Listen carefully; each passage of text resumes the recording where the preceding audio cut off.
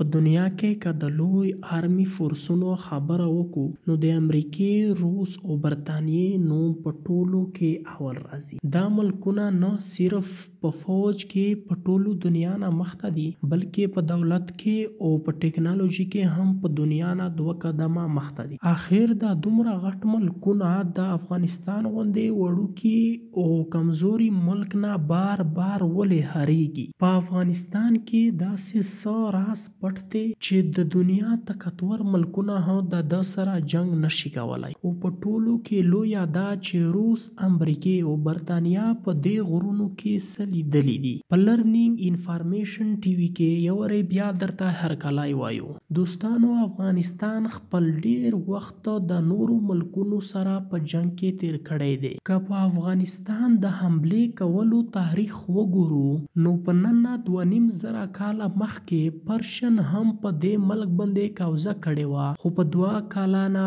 زیات حکومت یې ونه کړ. په دې نه بعد الکسندر چې نیمه دنیا یې فتح کړې وه په افغانستان باندې حمله وکړه، خو په 7 کاله نه زیات حکومت یې دلته ونه کړ. په دې نه بعد منګول سلطنت، سیک سلطنت او دغسې مغل سلطنت هم په خپل وخت کې په دې ملک باندې حمله کړې وه. صرف منګول 2 کاله حکومت او سیک مغل امپایر یو کال حکومت وکړ. چې کله برطانیه په بر صغیر باندې قبضه شروع کړه نو د نن وخت بنګلادیش، انډیا او پاکستان د دوی په قبضه کې راغلل. دوی هم په افغانستان باندې 3 ځله حمله وکړه خو پې کامیاب نشول. چې کله په 1969 کې روس په افغانستان باندې حمله وکړه، خو په 9 کاله جنگ نه بعد روس هم خپل آرمي د افغانستان نه بهر کړه. په افغانستان کې د هرولو نه بعد د روس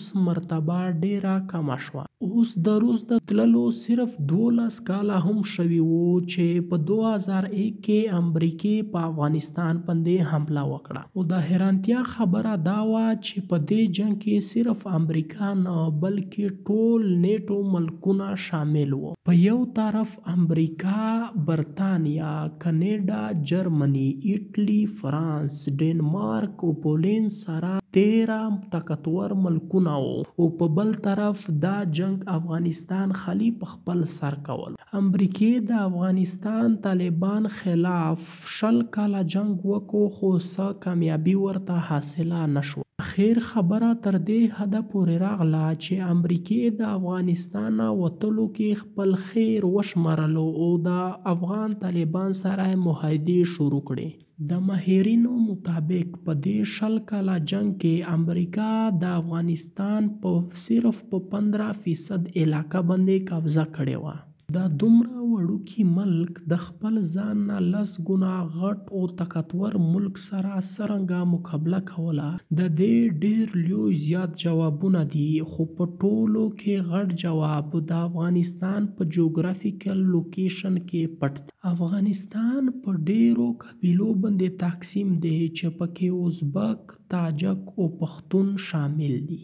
د افغانستان نقشه چې کله وګورئ نو دا یوه لینډ لاکډ کنټري ده، یعنی په افغانستان باندې د حملې کولو دپاره د نږدې ملکونو مدد پکار وي چې په دې کې ایران، ترکمنستان، ازبکستان، تاجکستان، چاینا او پاکستان شامل دي. که څوک د افغانستان بارډر کراس هم کی خو بیا هم د افغانستان په لویو غرونو کې ورته ژوند کول مشکل شي.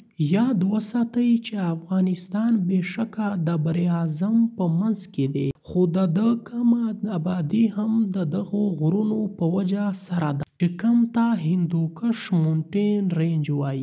دغه غرونه دومره لوی او خطرناک دي چې دلته ژوند کول ناممکن شمارلی کیږي. دغې غرونو د افغانستان 75% علاقه نیولې ده، خو دغه غرونه د افغانستان دپاره د یو دیوال کار کوي چې د غیر ملکي طاقتونو دپاره خو انجام دي، خو د افغانستان خلک د ده نه ښه واقف دي.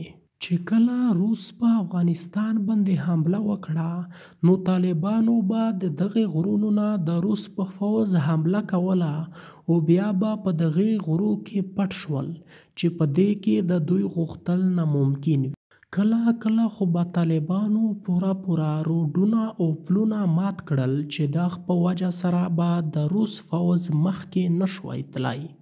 دا غرونه چې په یو طرف د افغانستان دپاره د حفاظت کار کوي خو په بل طرف په دې غرونو کې سامان وړل او سفر کول هم انتهایی مشکل دي. د افغانستان ګوشې صوبې دي چې په دغه کې مختلفې قبیلې اوسېږي. د دغه قبیلې خپل ځان ته قانون وي او دوی د خپل ځان حفاظت هم په خپله کوي. دغه وجه ده چې د اوسنی حکومت هم په افغانستان باندې صحیح کنټرول نشي کول. دا خو ظاهره خبره ده چې یو وارې د افغانستان حکومت د دې خلکو تر مخه بې بس دی نو د بهر نه راغلي ملکونو دپاره په دې ملک باندې حکومت کول انتهایی مشکل. دې غرونو نه صرف د روس فوج ناکام که بلکې چې کله امریکې په 2001 کې په افغانستان باندې قبضه کول شروع کړل نو ټول نیټو فورسونه د 130,000 فوج سره په افغانستان باندې حمله وکړه. دومره لوی فوج ته خوراک او اسلحه رسول څه اسان کار نه و خو دوی دلته د پاکستان مدد واخیست او په خیبر پاس باندې خپل جنگي سامان شروع. طالبانو ته معلومه وه چې خیبر پاس د امریکې دپاره څومره ضروري دی نو دوی به د خیبر پاس د غرونو نه د نیټو په ګاډو باندې حملې کول. حتی کې په 2009 کې طالبانو خیبر پاس ډیر زیات تباه چې کله به امریکې جوابي کاروایی کوله نو دوی به په دې غرونو کې پټ شو.